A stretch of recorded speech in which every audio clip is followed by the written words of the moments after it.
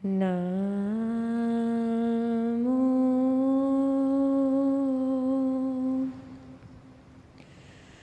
અરિહંતાણં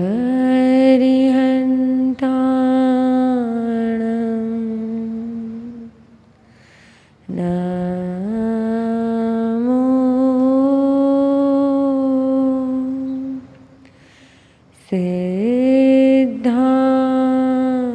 સિદ્ધાણં નમો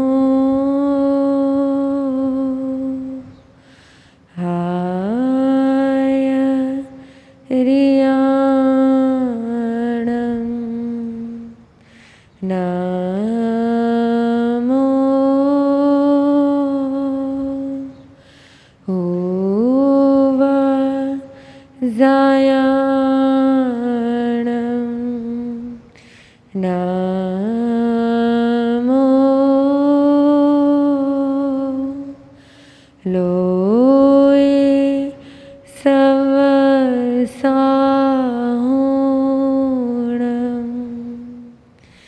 એસો પંચનમોકારો સર્વભાવપણાસણો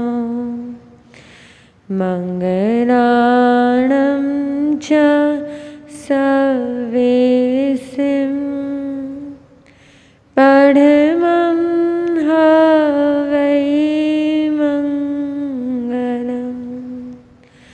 પડમં હવૈ મંગલમ। શાસનપતિ શ્રમણ ભગવાન મહાવીર સ્વામીને મારા ભાવપૂર્વક વંદન।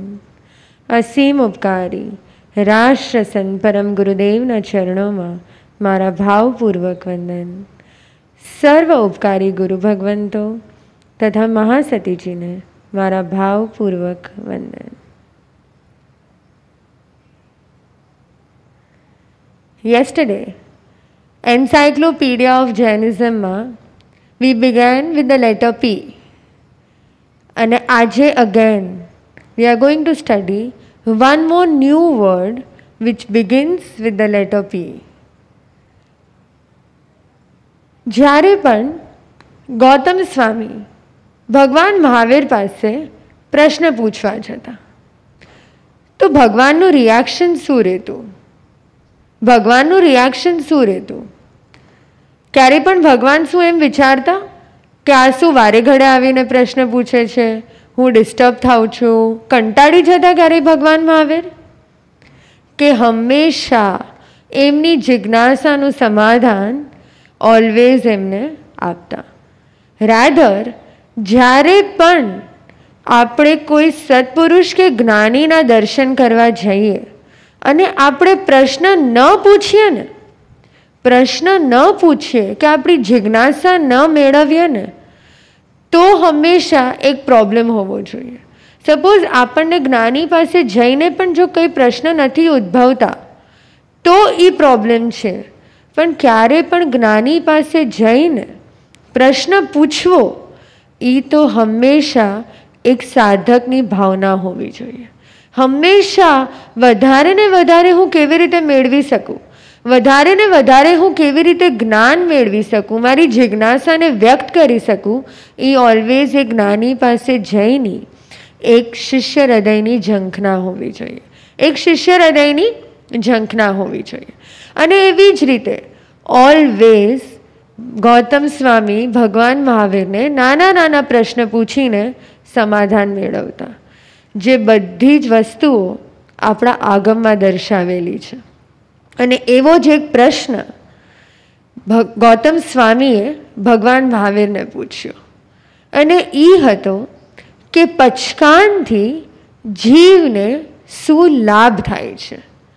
પચકાણથી જીવને શું લાભ થાય છે?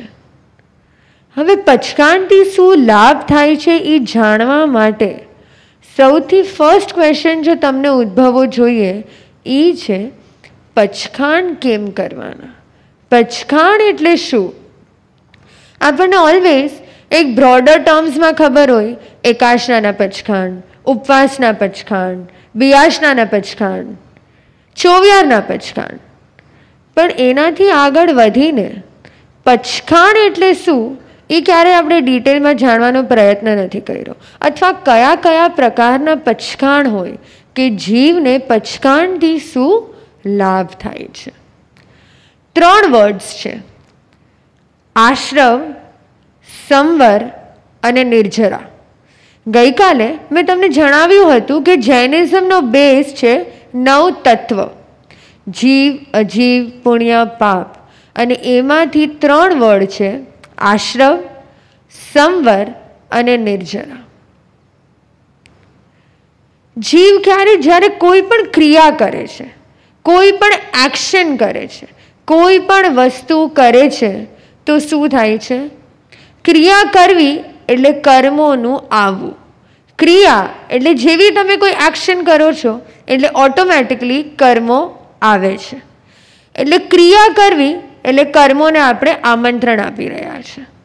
હવે કર્મોનું આવવું, કર્મોનું એન્ટ્રી કરવું એટલે કે આશ્રવ. બહુ જ કોમન એક્ઝામ્પલ તમને તમે ઘણી બધી વાર સાંભળ્યું પણ હશે કે જ્યારે એક બોટ હોય છે અને એમાં હોલ્સ કરી દેવામાં આવે તો શું હોય?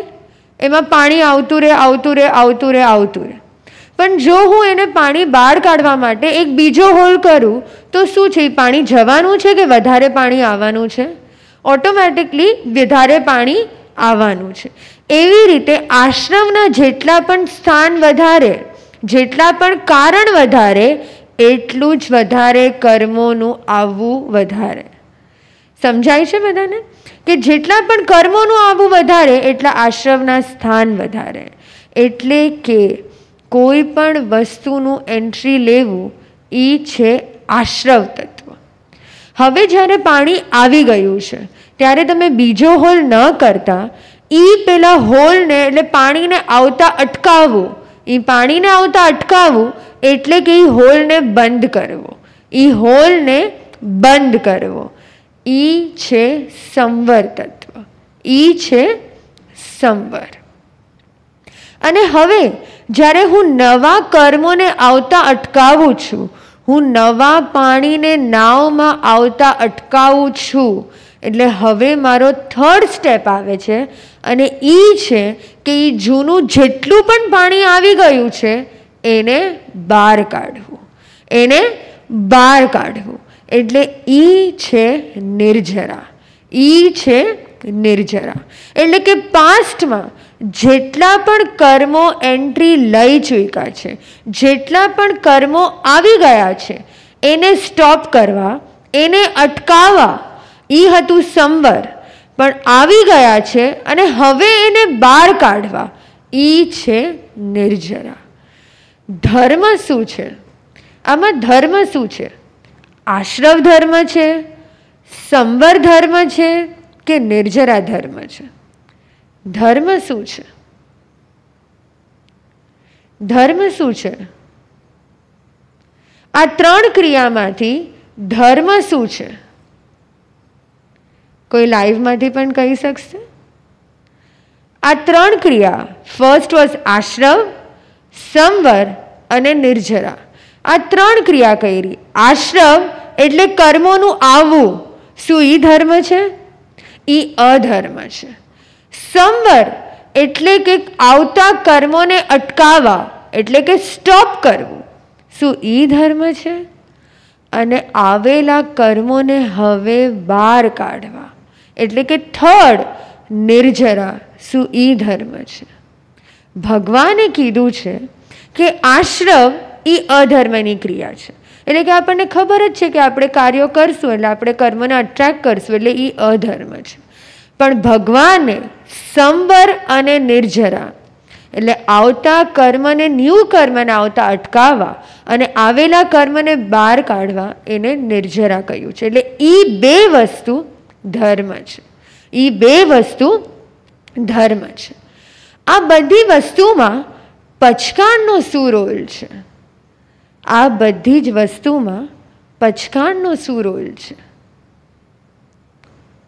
જ્યારે પણ આપણે કોઈ પણ વસ્તુ કરીએ છીએ ત્યારે આપણે જેમ મેં કીધું આશ્રવ કરી રહ્યા છે, પણ એને સ્ટોપ કરવું એટલે કે સંવર, એ છે પચખાણ. હવે સપોઝ પાસ્ટમાં જેટલું પણ પાણી આવી ગયું છે અને તમે એને સ્ટોપ નથી કરતા, તમે નવું પાણીને આવવા દો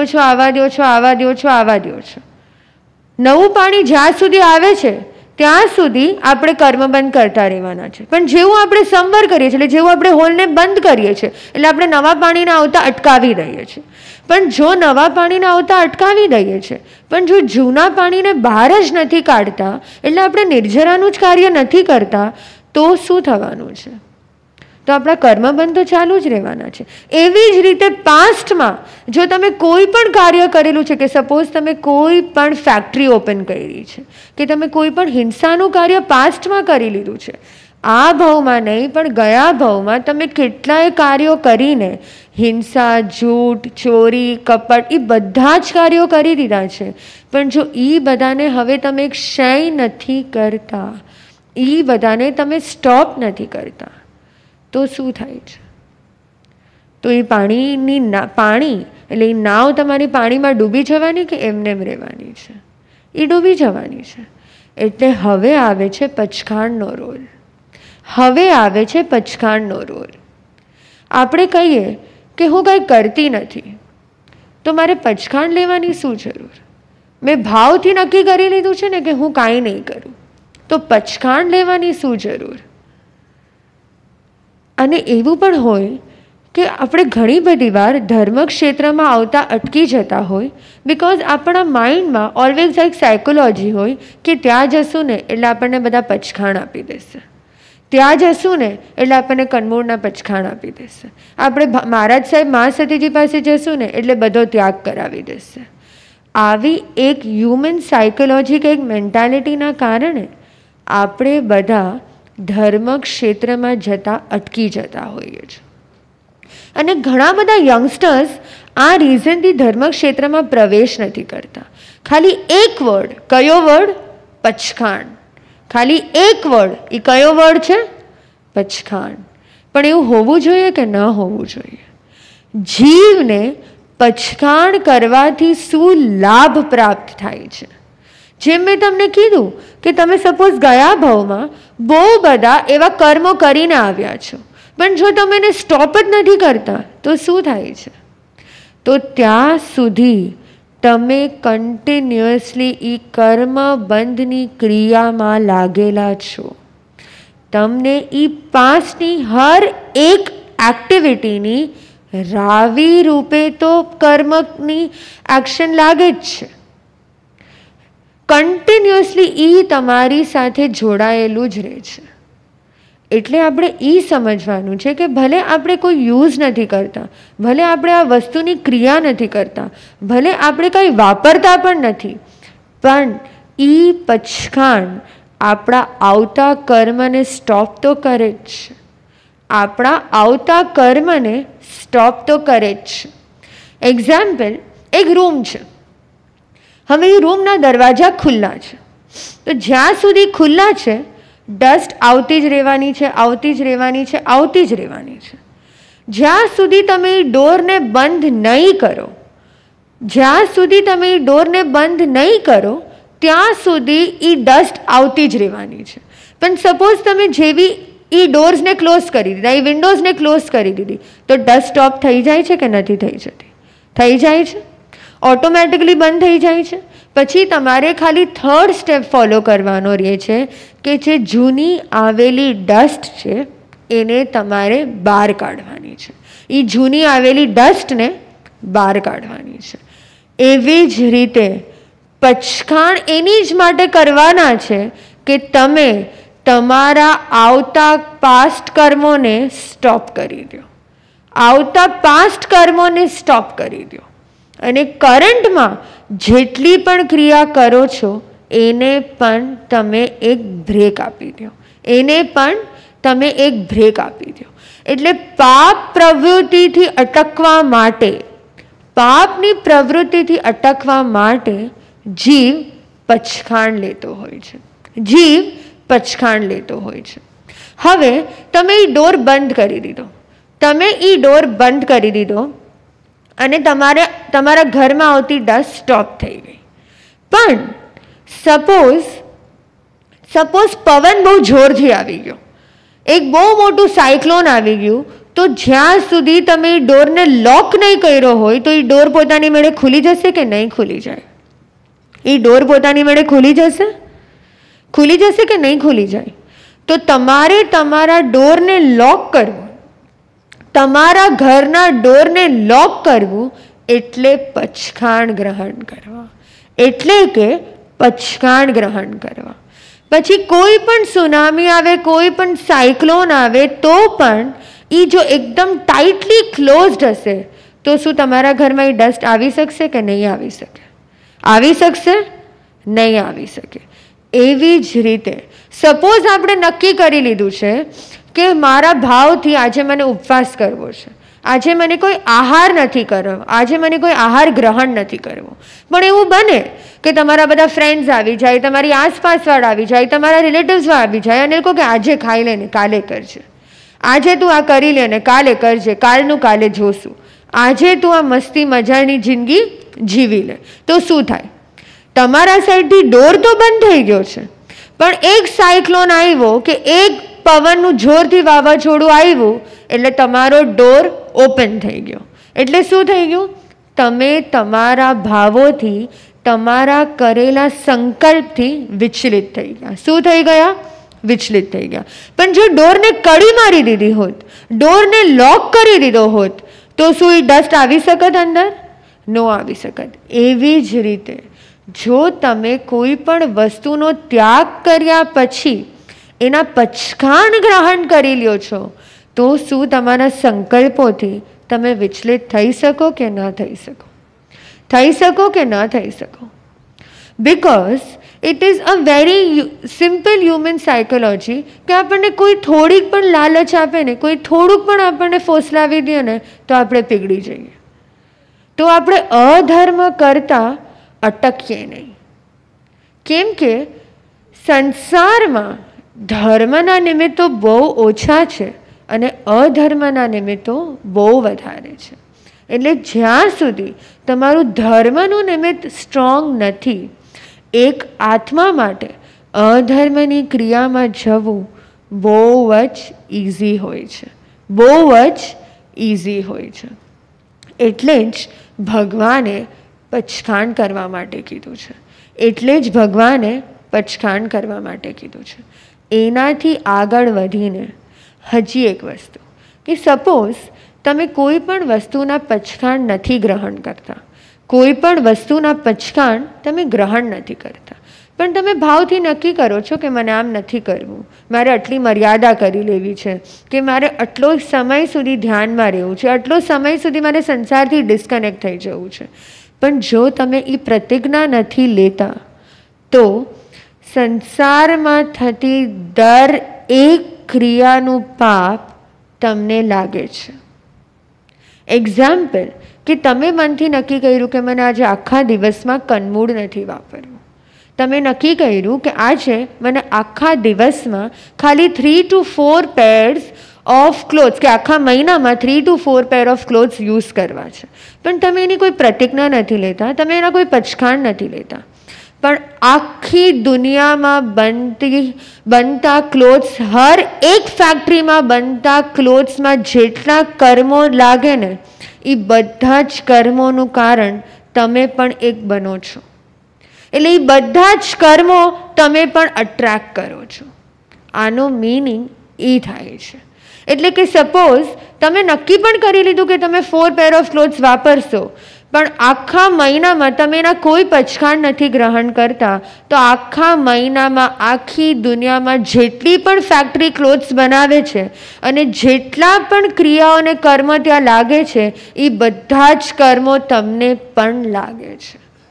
ભગવાને એ હદ સુધી આપણને સમજાવી દીધું છે કે આપણે એટલા બધા કર્મોને આપણી લાઈફમાં આશ્રવનું કારણ બનાવી દઈએ છીએ, એટલા બધા કર્મોને આપણી લાઈફમાં આશ્રવનું કારણ બનાવી દઈએ છીએ. ભગવાને 2 પ્રકારના પચખાંડ કીધા છે. બ્રોડલી 2 પ્રકારના પચખાંડ કીધા છે. એક છે મૂળ ગુણ પચખાંડ અને એક છે ઉત્તર ગુણ પચખાંડ.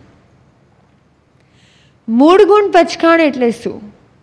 કે આપણા જે મેઇન ગુણોનો બેઝ છે, એટલે અહિંસા, જૂઠ, ચોરી, અભ્રમ અને પરિગ્રહ, આ 5 જે આપણા મેઇન બેઝ ગુણો છે, જે આપણો મૂળ બને છે, એ છે મૂળ ગુણ પચખાંડ. એટલે એ બધી જ વસ્તુના પચખાંડ કરવા એટલે કે 5 મહાવ્રત, એક સાધુ માટે 5 મહાવ્રતના પચખાંડ એટલે કે મૂળ ગુણ પચખાંડ. અને સેમ વે એક શ્રાવકની લાઈફમાં 5 વ્રતના પચખાંડ એટલે અહિંસા, વૃષાવાદ, અતદાન, મૈથુન્ય અને પરિગ્રહ, એ જે 5 વ્રત આવે ને, ફર્સ્ટ 5 વ્રતના પચખાંડ, એ છે મૂળ ગુણ પચખાંડ. હવે સેકન્ડ જે મેજર બ્રોડ પર્સ્પેક્ટિવ છે એ છે ઉત્તર ગુણ પચખાંડ. ઉત્તર ગુણ પચખાંડ 10 પ્રકારે થાય છે. કેટલા પ્રકારે થાય છે? 10 પ્રકારે થાય છે. અને આજે આપણે 10 ટાઈપ્સને શીખશું. બિકોઝ અત્યાર સુધી ક્યારે પણ આપણે કોઈને પૂછ્યું હશે ને પચખાંડ એટલે શું, તો શું હશે? એકાશનાના પચખાંડ આપી દે, ઉપવાસના પચખાંડ, નવકાર્ષીના પચખાંડ. પણ એવા બીજા અને ઘણા બધા અલગ અલગ અલગ અલગ પ્રકારના પચખાંડ છે જે આપણે આપણી એવરીડે લાઈફમાં લઈને આપણી લાઈફને એકદમ ધર્મમય બનાવી શકીએ છીએ. આપણે સંવર કરીને પણ, એટલે આવતા કર્મોને અટકાવી શકીએ છીએ. અને જો આવેલા કર્મ છે તો એની નિર્જરા પણ કરી શકીએ છીએ. એમાં ફર્સ્ટ છે અનાગત પચખાંડ. એમાં ફર્સ્ટ છે અનાગત પચખાંડ. અનાગત પચખાંડ એટલે શું? કે તમને ખબર છે કે ભવિષ્યમાં તમને આવો કોઈક એક ઇન્સિડન્ટ આવવાનો છે, કે આવી કોઈક એક સિચ્યુએશન આવવાની છે, અને તમે એના કારણે તમારા પચખાંડને ગ્રહણ નથી કરી શકવાના, કે તમે ત્યાં સુધી કોઈ તપસ્યા કે કાંઈ નથી કરી શકવાના. એટલે તમે પહેલાંથી જ એના પચખાંડ ગ્રહણ કરી લો. તમે પહેલાંથી જ એના પચખાંડ ગ્રહણ કરીને પહેલાંથી જ એ તપસ્યા કે કાંઈ પૂર્ણ કરી લો, જેથી જ્યારે એ સમય આવે ત્યારે તમે ન પણ કરો તો ચાલે. આવું ક્યારે થાય? એક્ઝામ્પલ, સપોઝ તમારા ઘરમાં કોઈ લગ્નનો પ્રસંગ આવવાનો છે, કે તમને ખબર છે કે આ દિવસોમાં હું આ તપસ્યાનું પાલન નથી કરી શકવાની, પણ હમણાં મને અનુકૂળતા છે કરવાની, એટલે હું હમણાં એ મારી તપસ્યાને પૂરી કરી લઉં છું. ઘણીવાર એવું હોય કે ઘણા બધાને પર્યુષણમાં વધારે પ્રવચનનો લાભ લેવો હોય, વધારે સત્સંગનો લાભ લેવો હોય, ભક્તિનો લાભ લેવો હોય, એટલે ત્યારે તપસ્યા કરવાની અનુકૂળતા ન પણ હોય. પણ તમે લોકો શું કરો? એની પહેલાં જ જેવું ચાતુર્માસ સ્ટાર્ટ થાય ત્યારે જ તમે લોકો બધી તપસ્યા તમારી પૂરી કરી લ્યો. તો આને કીધું છે અનાગત પચખાંડ. આને કીધું છે અનાગત પચખાંડ.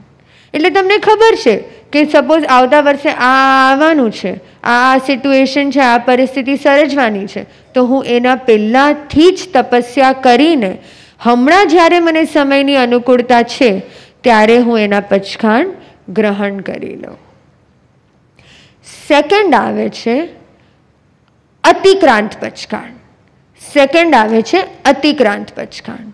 એટલે શું? કે હવે પાસ્ટમાં મને કોઈક એવા પરિસ્થિતિ હતી જેના કારણે હું ત્યારે તપસ્યા કે કોઈ પચખાંડ કે કોઈ ત્યાગ કે પ્રતિજ્ઞા નથી લઈ શકી, પણ હવે મને એ સમયની અનુકૂળતા છે, એટલે હવે હું એ પચખાંડ ગ્રહણ કરીને મારા આત્માને કર્મોથી અટકાવું છું. હવે એ તપસ્યા કરીને હું એવા મારા કર્મોને અટકાવું છું. એટલે આ હતું સેકન્ડ. થર્ડ આવે છે કોટી સહિત પચખાંડ. કોટી સહિત પચખાંડ એટલે શું? કોઈને ખબર છે કોટી સહિત પચખાંડ એટલે શું? કોટી સહિત પચખાંડ એટલે જ્યારે મારા એક પચખાંડની પૂર્ણાહુતિ થાય છે, જ્યારે મારા એક પચખાંડની પૂર્ણાહુતિ થાય છે, એની સાથે જ હું બીજા પચખાંડની આદિ કરી લઉં. એની સાથે જ હું બીજા પચખાણની આદિ કરી લઉં. આદિ એટલે બીજા પચખાણની શરૂઆત કરી લઉં. એક્ઝામ્પલ કે આજે મેં ઉપવાસ કર્યો છે, આજે આપણે ઉપવાસ કર્યો છે, આવતીકાલે ઉપવાસના પચખાણની પૂર્ણાહુતિ થશે, પણ એની સાથે જ હું ઇમિડિયેટલી પોરસીના પચખાણ લઈ લઉં. સવાર થાય એટલે હું ઉપવાસમાં પોરસીના પચખાણ એડ કરી લઉં, અથવા હું ઉપવાસનું પારણું ન કરીને એની સાથે જ આંબીલના પચખાણ લઈ લઉં. એટલે એક પચખાણની પૂર્ણાહુતિ થાય એની પહેલાં જ હું બીજા પચખાણની આદિ કરી લઉં. એટલે એ છે થર્ડ પ્રકારના પચખાણ, એ છે કોટી સહિત પચખાણ. ફોર્થ પચખાણ નિયંત્રિત પચખાણ. નિયંત્રિત પચખાણ એટલે શું? કે મેં નક્કી કરેલો કોઈ પણ દિવસ અને એ દિવસે મેં સંકલ્પ કર્યો કે આજે હું આ પચખાણ ગ્રહણ કરીશ. પછી કોઈ પણ સિચ્યુએશન આવે અને હું એ વસ્તુમાં કોઈ છૂટ કે આગાર નહીં લઉં. કાંઈ પણ થાય, કોઈ પણ પરિસ્થિતિ હશે, હું દ્રઢપણે એ વસ્તુને ફોલો કરીશ.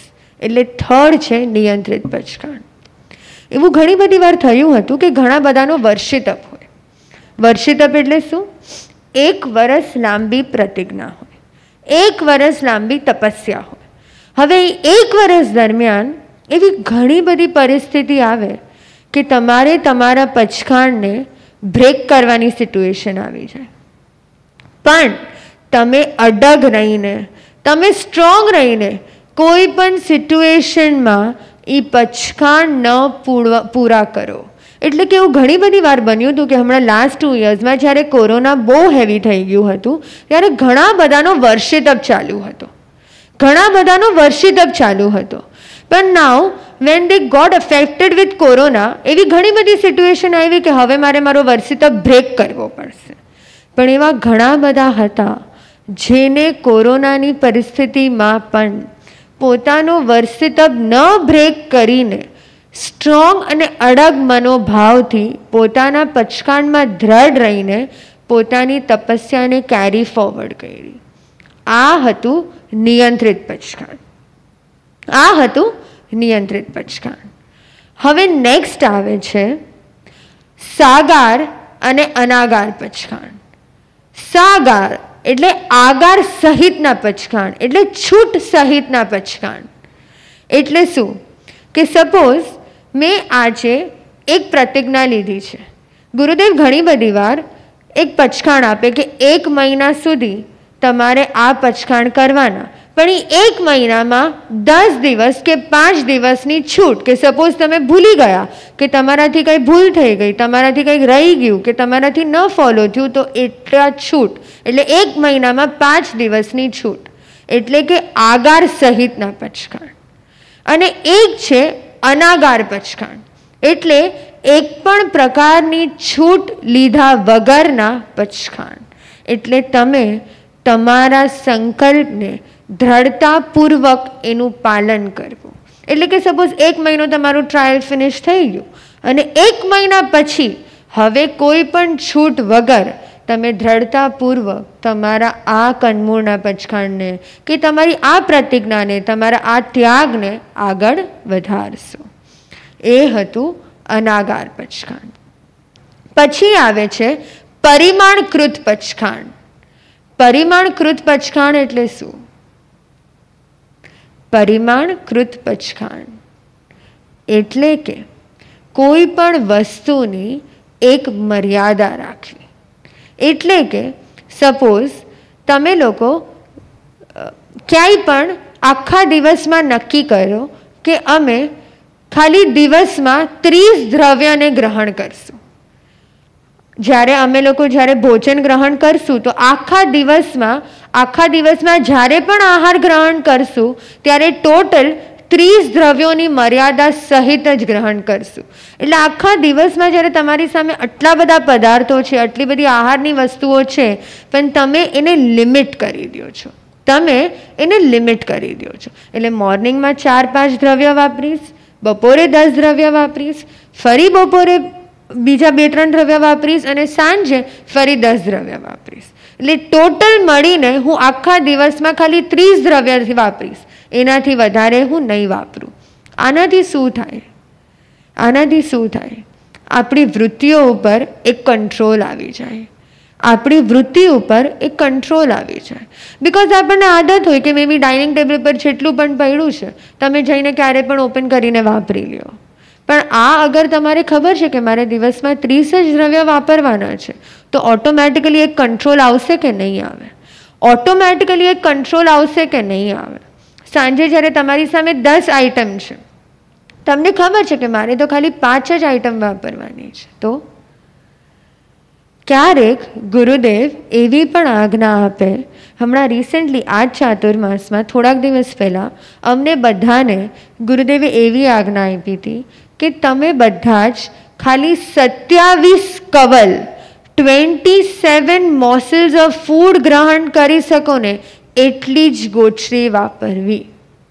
એટલે કે સપોઝ બપોરે ગોચરીનો સમય થઈ ગયો છે અને મારા પાત્રામાં બધી જ ભોજનની વસ્તુઓ પડેલી છે અને ટોટલ ખાલી 27 વાર હું આહાર ગ્રહણ કરું, એટલે કવલ 27 કવલ જ આહાર મારે ગ્રહણ કરવાનો, તો આ કયા પચખાંડ થઈ ગયા?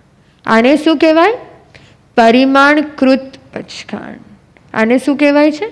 પરિમાણકૃત પચખાંડ. પછી આવે છે નિરવશેષ પચખાંડ. પછી આવે છે નિરવશેષ પચખાંડ. એટલે શું? અસણમ, પાણમ, ખાયમમ અને સાયમમ 4 પ્રકારના આહાર હોય. અસણમ એટલે કોઈ પણ અનાજ, પાણમ એટલે કોઈ પણ લિક્વિડ કે પાણી, ખાયમમ એટલે કે મીઠાઈ અને સાયમમ એટલે કે મુખવાસ. આ 4 વસ્તુનો સર્વ પ્રકારે કોઈ પણ એક સમય પર એનો ત્યાગ કરવો, કોઈ પણ એક નિર્ધારિત સમય પર એનો પૂર્ણ ત્યાગ કરવો. આવું ક્યારે પોસિબલ થાય? જ્યારે તમે રાત્રિ ભોજનનો ત્યાગ કરો, જ્યારે તમે ચોવ્યાર ગ્રહણ કરો. તો ચોવ્યાર શું છે? નિરવશેષ પચખાંડ છે. એટલે 4 પ્રકારના પચખાંડ, 4 પ્રકારના આહારના સર્વ પ્રકારે પચખાંડ એક નિર્ધારિત સમય પર. અને લાસ્ટ આવે છે અડધા પચખાંડ. સેકન્ડ લાસ્ટ આવે છે અડધા પચખાંડ. અડધા પચખાંડ એટલે શું? આપણે જે પણ આઈમ્બેલ, ઉપવાસ, એકાશનાના પચખાંડ, નવકારશી, પોરસી જે પણ પ્રકારના પચખાંડ ગ્રહણ કરીએ ને એ છે એક સમય મર્યાદિત પચખાંડ. એક સમય મર્યાદિત પચખાંડ. એટલે શું? એકાશનામાં હું શું કહું? એકાશના ઉપરાંત તિવ્યંપી આહારમ પચખાંડ. એટલે એક વખતનો આહાર ગ્રહણ જ્યારે હું કરું છું એનાથી વધારે હું બીજા આહાર નહીં ગ્રહણ કરું. એક ટાઈમ પર હું જે આહાર ગ્રહણ કરું છું એનાથી વધારે હું આહાર ગ્રહણ નહીં કરું. અને લાસ્ટ છે સંકેત પચખાંડ. સંકેત પચખાંડ એટલે ગુરુદેવે પાસ્ટમાં આની બહુ બધી વાર પ્રેરણા આપી દીધી છે. એટલે શું કે એક્ઝામ્પલ છે મુઠ્ઠી પચખાંડ. સંકેત પચખાંડનું એક બેસ્ટ એક્ઝામ્પલ છે મુઠ્ઠી પચખાંડ. એટલે શું કે તમે કોઈ પણ એક સંકેત નક્કી કરી લો કે સપોઝ મેં મારી મુઠ્ઠી ખોઈલી એટલે મારા પચખાંડ પૂરા, અને મેં મારી મુઠ્ઠી બંધ કરી એટલે મારા પચખાંડ સ્ટાર્ટ. જેમ કે મને ચોવ્યારના પચખાંડ લેવા છે તો હું શું કરી દઉં? હું સંકેત પચખાંડથી એને કનેક્ટ કરી દઉં. એટલે હવે મેં નક્કી કરી લીધું કે હું જ્યારે મારી મુઠ્ઠી બંધ કરીશ એટલે મેં ચોવ્યારના પચખાંડ સ્ટાર્ટ કરી દીધા, અને હું મુઠ્ઠી ખોલીશ એટલે મારા ચોવ્યારના પચખાંડ પૂરા. એટલે દિવસ દરમિયાન પણ સપોઝ તમે તમારી ઓફિસમાં હો કે તમે તમારા કોલેજમાં હો કે તમે તમારી કોઈ પણ ઘરે ક્રિયામાં હો અને તમને ખબર છે કે આ 2 કલાકનો એવો સમય છે જ્યારે હું કોઈ પણ વસ્તુ ગ્રહણ નથી કરવાની અને મને કોઈ તપસ્યા કે નાના ત્યાગની અનુકૂળતા છે, તો હું શું કરીશ? હું સંકેત પચખાંડ ગ્રહણ કરીશ. હું શું કરીશ? હું સંકેત પચખાંડ ગ્રહણ કરીશ. અંગૂઠી, સપોઝ મેં જોયું કે રિંગ મેં પકડી છે, અમે રિંગ પહેરી છે અને એ રિંગ જોઈને કે હું રિંગ કાઢીશ એટલે મારા પચખાંડ સ્ટાર્ટ. હું રિંગ પહેરીશ એટલે મારા પચખાંડ પૂરા. નમસ્કાર મંત્રથી તમે એને સંકેત નક્કી કરી લીધો કે હું નમો રિયંતાણમ બોલીશ એટલે મારા પચખાંડ સ્ટાર્ટ. અને નમો સિદ્ધાણમ બોલીશ એટલે મારા પચકાણ પૂરા. આવા અલગ અલગ શોર્ટ ટર્મિનોલોજીસ એટલે એક સંકેત નક્કી કરીને હું પચકાણને સ્ટાર્ટ કરીશ અને પચકાણને પૂર્ણ કરીશ. એને કહેવાય છે સંકેત પચકાણ. આ હતા 10 પ્રકારના પચકાણ જે ભગવાને ફરમાવ્યા છે. આ વસ્તુની સમજણ આપણને શ્રી ભગવતી સૂત્રમાં પણ આવેલી છે.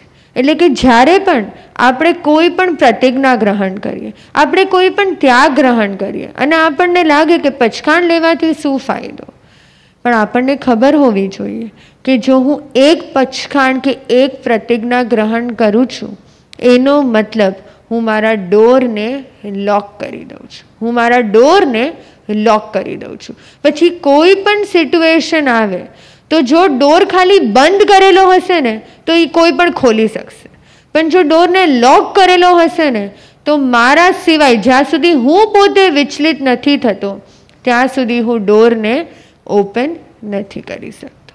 એક લાસ્ટ પોઈન્ટ, જ્યારે પણ પચકાણ લેવાતા હોય ને ત્યારે જે પચકાણ ગ્રહણ કરે એ પોતાના હાથ જોડીને રાખે અને જે પચકાણ આપનારા હોય એના હાથ હંમેશા આમ હોય. આવું કેમ હોય? જ્યારે પણ તમે ગુરુદેવને છો તો ગુરુદેવ હાથ ઉપર કરીને આમ પોતાના પચકાણ અર્પણ કરતા હોય અને આપણે જ્યારે સામેવાળી જે વ્યક્તિ ગ્રહણ કરતી હોય હંમેશા હાથ જોડીને ગ્રહણ કરતી હોય. આવું કેમ હોય? આવું કેમ હોય? આવું કેમ હોય? કોઈ ક્યારે વિચાર્યું છે? વિનય ભાવ. યસ, એક પોઈન્ટ છે વિનય ભાવ. જ્યારે પણ આપણે આપણા હાથ જોડીને રાખીએ ને ત્યારે આપણો રાઈટ હેન્ડ અને લેફ્ટ હેન્ડ બંને જોઈન થઈ જાય. એટલે શું થાય કે આપણી પોઝિટિવ અને નેગેટિવ એનર્જી એકસાથે ભેગી થઈ જાય, એક જગ્યાએ એકત્રિત થઈ જાય અને આપણું ફોકસ ખાલી એ જ વસ્તુ પર એકાગ્ર થઈ જાય અને આપણા વિનય ભાવના કારણે ઓટોમેટિકલી આપણામાં એ પ્રતિજ્ઞા ગ્રહણ કર્યા પછી એને પૂર્ણપણે પાડવાની એનર્જી પાસ થઈ જાય. એટલે આપણે હંમેશા પચકાણ ગ્રહણ કરતી વખતે હાથ જોડીને રાખીએ છીએ અને જ્યારે ગુરુદેવ હંમેશા પચકાણ અર્પણ કરે ત્યારે એમના હાથ આવી રીતે આખી આ પ્રક્ષેપ મુદ્રામાં હોય. એવું કેમ હોય? વાય? બિકોઝ જ્યારે પણ પચકાણ અપાતા હોય ત્યારે એ ખાલી શબ્દ ન બોલાતા હોય, એ શબ્દની સાથે એ એનર્જી પણ પાસ થતી હોય જેથી પૂર્ણપણે આપણે એ પ્રતિજ્ઞા કે એ ત્યાગનું પાલન કરી શકીએ. એટલે જ્યારે પણ આપણે પચકાણ લઈએ તો એક વસ્તુ તો હોય કે ઓલવેઝ ગુરુની આજ્ઞાથી જ કરવું. કોઈ પણ પચકાણ લેવા એ ગુરુની આજ્ઞાથી જ લેવા. બિકોઝ એ લોકોને ખબર હોય, ગુરુને ખબર જ હોય કે એ વ્યક્તિની વૃત્તિ કેવી છે, એ વ્યક્તિની મનોભાવના કેવી છે, એ વ્યક્તિની પ્રકૃતિ કેવી છે. જો એને આ પચકાણ કે પ્રતિજ્ઞા ગ્રહણ કરવા છે તો એ પાડી શકશે કે નહીં પાડી શકે, અને જો નહીં પાડી શકે તો પચકાણ એ આજ્ઞા નહીં આપે, અને જો પાડી શકશે તો એની સાથેની એનર્જી પણ પાસ કરીને જેથી આપણે પૂર્ણપણે એને ફોલો કરી શકીએ, એ પ્રતિજ્ઞા ક્યારે પણ બ્રેક કરવાની ન આવે, એને પૂર્ણપણે પાડી શકીએ ને એ વસ્તુ પણ એનર્જી ગુરુદેવ પાસ કરી દેતા હોય છે. એટલે આપણે સૌ આજથી એક સંકલ્પ નક્કી કરીએ કે આપણે ક્યારે પણ આપણી લાઈફમાં આવા નાના પચકાણ લઈને આપણી લાઈફમાં આવતા કર્મને અટકાવીએ અને જે કર્મો આવેલા છે એની નિર્જરા કરી આપણી આત્મયાત્રામાં આગળ વધીએ. એ જ આજના દિવસે મંગલ.